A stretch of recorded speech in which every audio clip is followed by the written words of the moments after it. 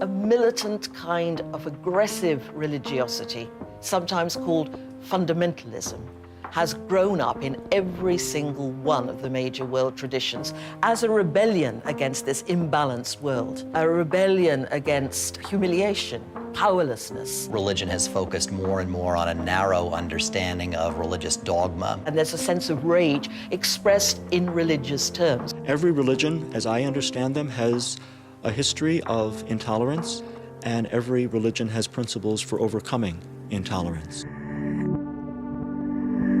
I want people to hear the compassionate voice of religion. I want to change the conversation and bring compassion to the forefront of people's attention. Compassion is at the heart of my religion. And religion, when it's done in a healthy way, should enhance that. It's recognizing each other's humanity. It's realizing that it doesn't matter if they're Jewish or Christian or Buddhist or Hindu or Islamic, is that they're a fellow human being, that they're suffering, and that that's avoidable. As a Muslim, you have to submit to the will of God, and submitting to the will of God means that you have to be compassionate and kind to your fellow human beings. That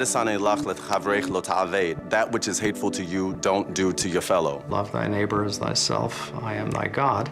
Don't do to others what you wouldn't like them to do to you. The golden rule is a golden rule in so many different world religions. And we need to somehow find a way to implement the golden rule globally so that we treat other nations, other peoples, whoever they may be, as we would wish to be treated ourselves.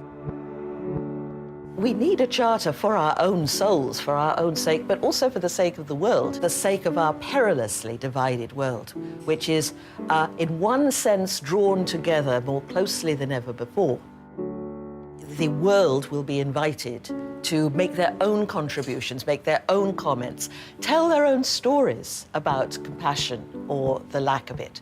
The bus was rounding a hairpin corner and was suddenly sheared in half by a logging truck. I had broken my back, my pelvis, all my ribs. I had collapsed lungs and major internal injuries. At that point, a young man, not a doctor, not even a nurse, came and sewed up my arm with a needle and thread.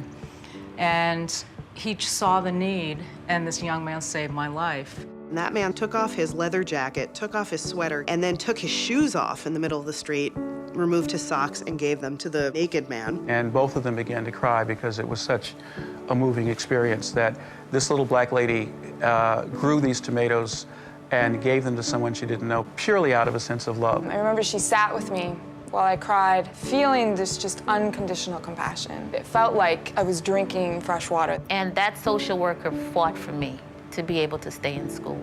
And from there, my life evolved.